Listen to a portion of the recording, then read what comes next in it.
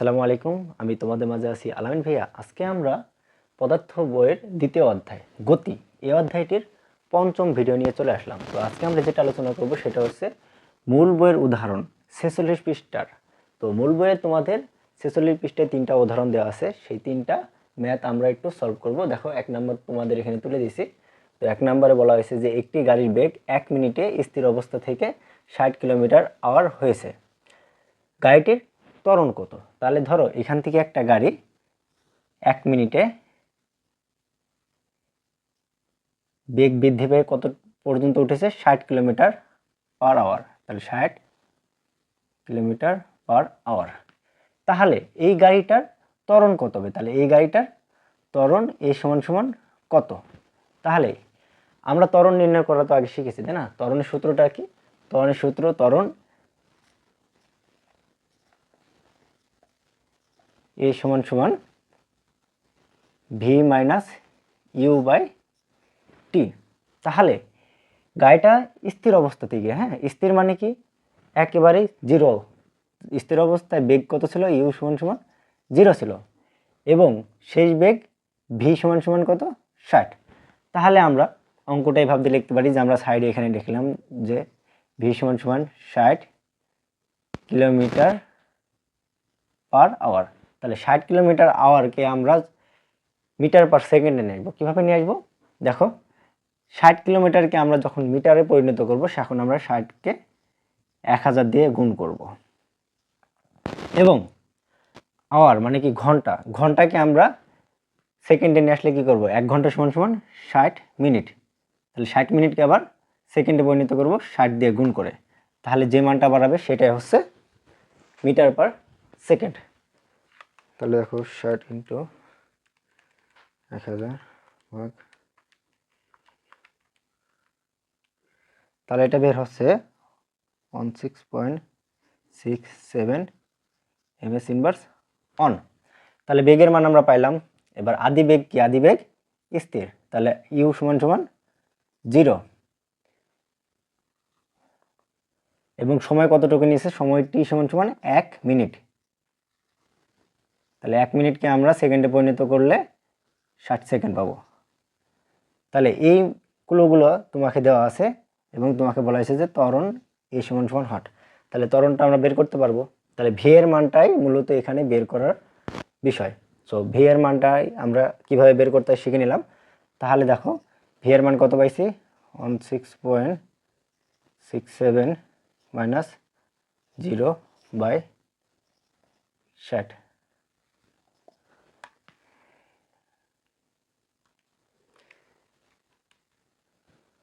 0.28 ms inverse 2। তাহলে ত্বরণ কত হবে? 0.28 ms ইনভার্স 2। তাহলে এই ম্যাথটাই মূলত হচ্ছে এই যে কিলোমিটার/আওয়ারকে মিটার পার সেকেন্ডে নিয়ে আসাটাই তোমাদের বেশি ঝামেলা ছিল, যেটা আমরা এভাবে বের করতে পারছি। তো এবার আসি আমরা দ্বিতীয় ম্যাথটা নিয়ে। এবার দেখো 2 নম্বরে তোমাকে বলা আছে যে একটি গাড়ি 60 মাইলস/আওয়ার বেগে চলতে চলতে হঠাৎ তার ইঞ্জিন বন্ধ হয়ে যায়। এখন ইঞ্জিন বন্ধ হয়ে যাওয়ার পর গাড়িটি থামতে 5 মিনিট সময় নেয়। তাহলে গাড়িটির মন্দন কত? তাহলে একটা জিনিস খেয়াল করো যে গাড়ির বেগ আছে 60 মাইলস/আওয়ার। এই বেগ অবস্থায় তোমার গাড়ি দেখা যাচ্ছে একটা বেগ আছে 60 মাইলস/আওয়ার দিলাম, এটা বুঝে নাও। এখন এই বেগ থেকে যদি গাড়ির ইঞ্জিন থেমে যায় তাহলে বেগ কমতে থাকবে, তাই না? তাহলে বেগ কমে যাওয়া এটা কি বলা হয়? বেগ কমে যাওয়াকে বলা হয় মন্দন। আর বেগ বাড়তে থাকা এটাই কি বলা হয়? এটাকে বলা হয় ত্বরণ। তাহলে আমরা স্বাভাবিকভাবে বুঝতে পারি যে এটা মন্দন হচ্ছে। কিন্তু এখানে একটু খেয়াল করো যে তোমাকে প্রশ্নে বলা হয়েছে যে গাড়িটির মন্দন কত।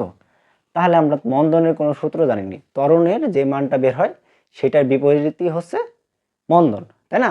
তাহলে ত্বরণের যে মানটা বাড়াবে সেটা যদি ঋণাত্মক বের হয় তাহলে ঋণাত্মক মানটা কিন্তু আবার ত্বরণ। আমরা বলেছিলাম যে ত্বরণ পজিটিভ হয়, মন্দন নেগেটিভ হয়। দেখো এই ক্ষেত্রে আমরা প্রশ্নটা দ্বারাই বুঝতে পারতেছি যে মান কমে যেতেছে, তাহলে যে মানটা বের হবে সেটা ঋণাত্মক হবে, তাহলে ওইটাই তো মন্দন। কিন্তু তোমার প্রশ্ন বলে দিছে যে মন্দন কত। তাহলে এই ক্ষেত্রে আবার আমরা ওইটা মন্দন হিসাবে ধরে নিতে পারবো না, ওইটাকে কিন্তু আবার ত্বরণ হিসাবে ধরে নিতে হবে। তো তার অঙ্কটা করার মাধ্যমে আমরা একটু ভালোভাবে বুঝি। তাহলে কি কি ক্লু দেওয়া আছে তোমাকে? দেখো 60 মাইলস পার আওয়ার, তাহলে দেখো 60 মাইলস পার আওয়ারকে আমরা মিটার পার সেকেন্ডে নিয়ে আসবো। তো 1 মাইল সমান সমান কত জানো? 1 মাইল সমান সমান 1.6 কিলোমিটার। তাহলে 60 মাইলস সমান সমান কত হবে? 60 মাইলস সমান সমান হবে 60 গুণিত 1.6, তাই না? তাহলে 60 মাইলস সমান সমান কিন্তু 1.6 কিলোমিটার। তাহলে কত কিলোমিটার পাচ্ছে?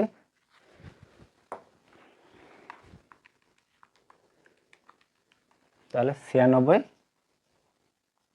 কিলোমিটার পাচ্ছে। তাহলে এই 96 কিলোমিটারকে আমরা মিটার পার সেকেন্ডে নিয়ে আসলে আমরা কি করব? তাহলে এটা হচ্ছে গাড়িটির বেগ ভি। তাহলে আমরা এটা সাইডে করি, হ্যাঁ। তাহলে ভি সমান সমান 60 মাইলস, তাহলে এটা বাড়াবে কত? 96 কিলোমিটার। তাহলে আমরা এখন এটাকে মিটার পার সেকেন্ডে নিয়ে যাব।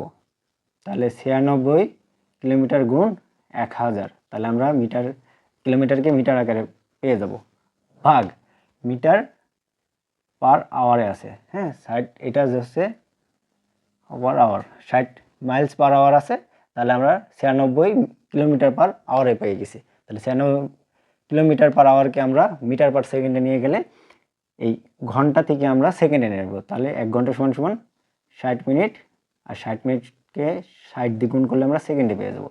তাহলে কি মান পাচ্ছি দেখো?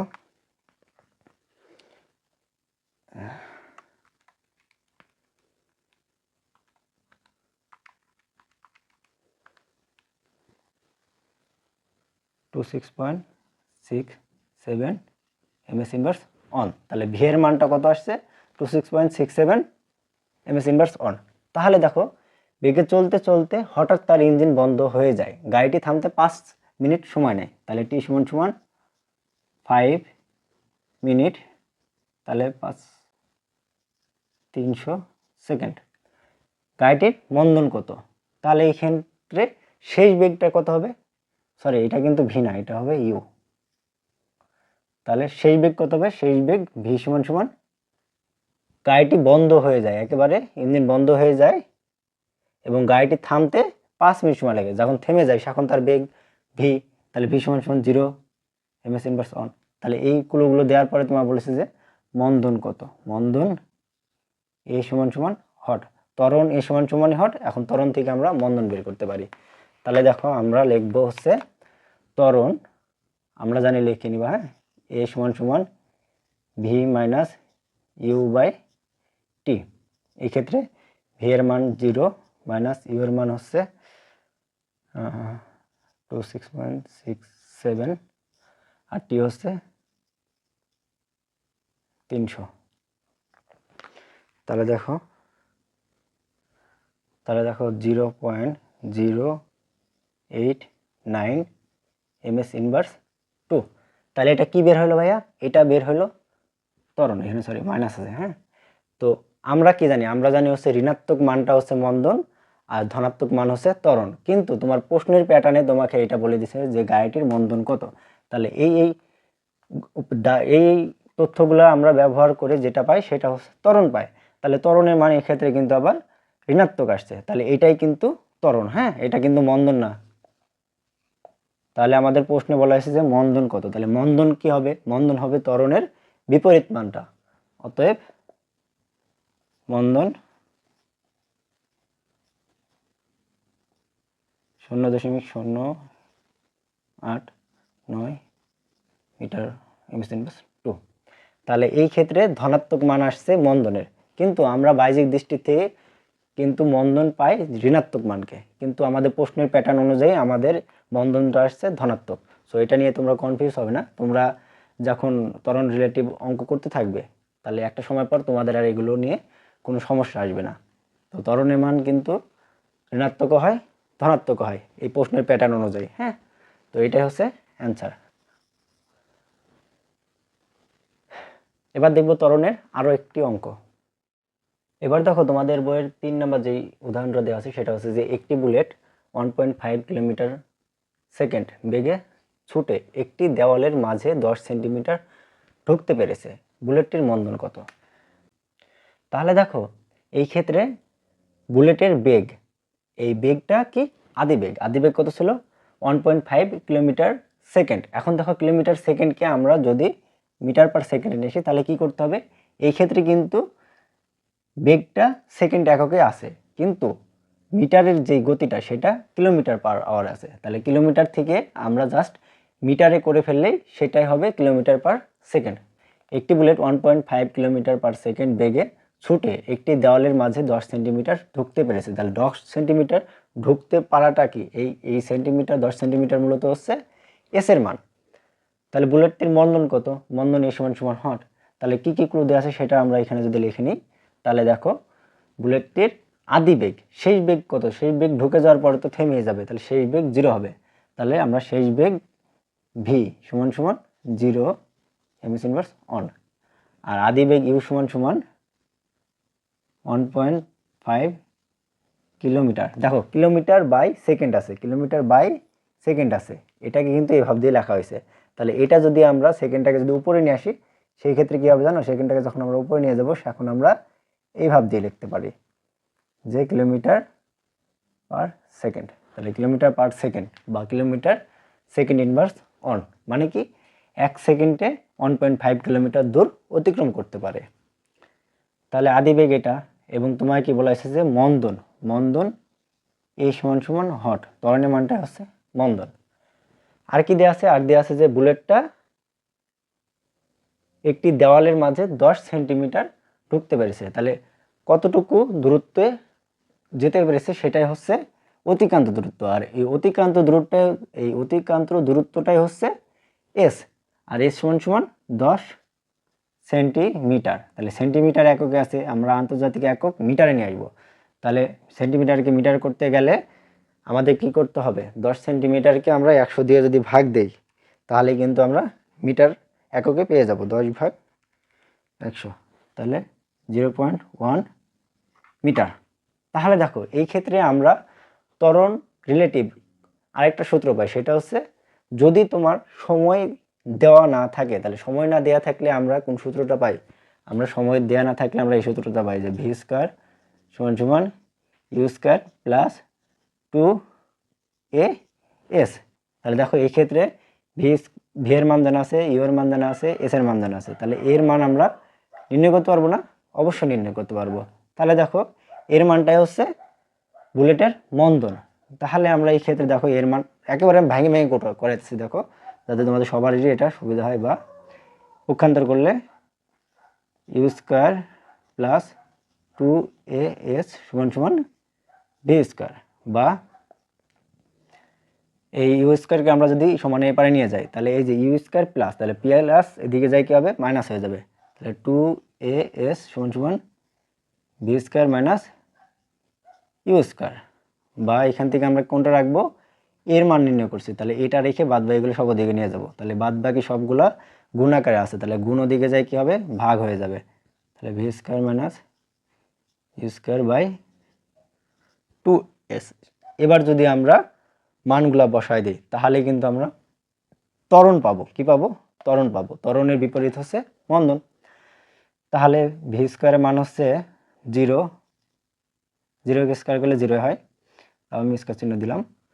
আর ইউ স্কয়ার সমান সমান ইউ স্কয়ার, দেখো এক্ষেত্রে কি 1.5 কিলোমিটার আছে, তাহলে কিলোমিটারকে আমরা নিতে পারবো না। 1.5 কিলোমিটার থেকে আমরা মিটারে যদি নিয়ে যাই তাহলে দেখো 1 কিলোমিটারকে আমরা 1000 দিয়ে গুণ করবো, তাহলে 1.5 কিলোমিটার ইন্টু 1000, 1500 মিটার। তাহলে কিলোমিটারকে আমরা মিটার পাইছি, তাহলে মিটার আর সেকেন্ড ইনভার্স অন আছে তাই না? তাহলে পার সেকেন্ড, তাহলে 1500 মিটার পার সেকেন্ড। তাহলে আমরা এইটা ইউ এর মান পাইছি, তাহলে ইউ এর মান 1500 স্কোয়ার। এটা খেয়াল করবা যে V square minus U square, তাহলে এই ক্ষেত্রে যদি স্কোয়ার বাই চান্স না দাও তাহলে কিন্তু তোমাদের মান জীবনেও সঠিক আসবে না, ভুল হবে। তাহলে 2s মানে 2 ইন্টু এস, এস এর মান 0.1। এবার দেখো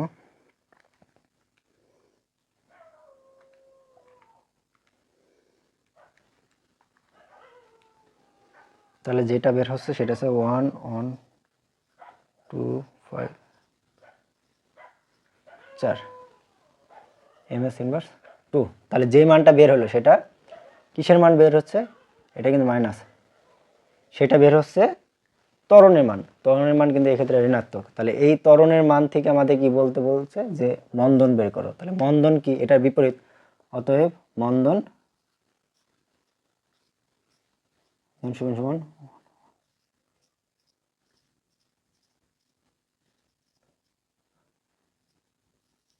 এটাই আনসার। তাহলে ত্বরণ বের করে মন্দন বের করবো, এটা হচ্ছে সব থেকে সহজ পদ্ধতি। আমরা সূত্রকে জানি, আমরা জানি সূত্র হচ্ছে ভি স্কয়ার সমান ইউ স্কয়ার প্লাস 2as। এখন এই সূত্র ব্যবহার করে আমরা ডিরেক্ট মন্দনটা পাই না, আমরা এই সূত্র ব্যবহার করে কি পাই? ত্বরণ পাই। এবং ত্বরণ থেকে মন্দনটা আমরা বিপরীত মানটা বসাই দিলে মন্দন পাই। কিন্তু তোমাদের বইয়ে একটা জিনিস দেওয়া আছে, সেটা হচ্ছে যে আমি এখানে দিই যে ভি স্কয়ার সমান সমান U square minus 2as। Minus এই ক্ষেত্রে কিসের জন্য ব্যবহার করলো? মাইনাস ব্যবহার করলো মূলত হচ্ছে তোমার এটা মন্দন হচ্ছে। তাহলে মন্দন যদি আমরা করতে চাই তাহলে ত্বরণে বিপরীত, তাহলে প্লাস থাকলে কী করতে হবে? মাইনাস করতে হবে। তাহলে সেই জন্য তোমাকে এখানে একেবারেই যাতে তোমার মন্দনের মানটা বের হয় সেই জন্য মূলত ভি স্কয়ার সমান ইউ স্কয়ার মাইনাস 2as, এই ক্ষেত্রে মাইনাস চিহ্ন দিয়ে তোমার অঙ্কটা করা হয়েছে। তাহলে এই ক্ষেত্রে যেই মানটা বের হবে সেই মানটাই কিন্তু মূলত মন্দনের মান। তাহলে যেটা মানটা বের হচ্ছে সেটাই হচ্ছে মন্দনের মান। এই ক্ষেত্রে কিন্তু আবার ত্বরণের মতো বিপরীত মান বসানোর কোনো দরকার নাই, ডিরেক্ট তুমি মন্দন বের করতে পারবে। তো আশা করি তোমাদের বইয়ের যে 3টা উদাহরণ দেওয়া ছিল সেই 3টা উদাহরণ আমি আমার সাধ্যমতো যথাযথভাবে বোঝানোর চেষ্টা করছি। তো তোমাদের এই অধ্যায়ে সম্ভবত আর 2টা ক্লাস হবে, তাহলে এই অধ্যায়ে সব শেষ। তো আমি মূলত হচ্ছে তোমাদের একটি অধ্যায়ের বেসিক থেকে সাধারণ কিছু ম্যাথ করিয়ে তোমাদের একটা মোটামুটি ধারণা দেওয়ার চেষ্টা করি, যাতে পরবর্তীতে অনশট প্লাস সিকিউ সলভ ক্লাস যদি নিয়ে আসি তাহলে অঙ্কগুলো করতে তোমাদের আরও সুবিধা হয়।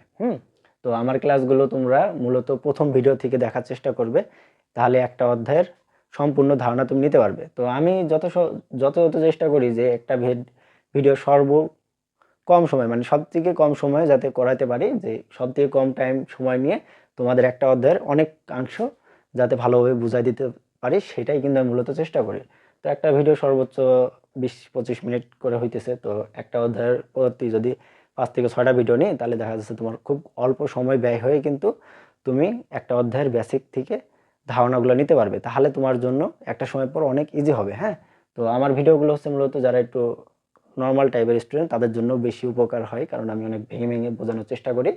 তো তোমরা যেহেতু প্রথম এই ম্যাথগুলো করতেছো, তো সবারই এই ভিডিও দেখে উপকার আসার কথা। তো যারা হচ্ছে 90+ পাওয়া স্টুডেন্ট তাদের জন্য একটু অন্যরকম হতে পারে, তো তারা আরও স্মার্টলি বুঝতে পারে, তাদের জন্য এত ভেঙে ভেঙে বোঝানোর কোনো দরকার নেই। তবুও আমি আশা করব যে তোমরা আমার ভিডিওগুলো দেখে উপকৃত হবে। তো সবাই ভালো থাকবে, সুস্থ থাকবে। আল্লাহ হাফেজ।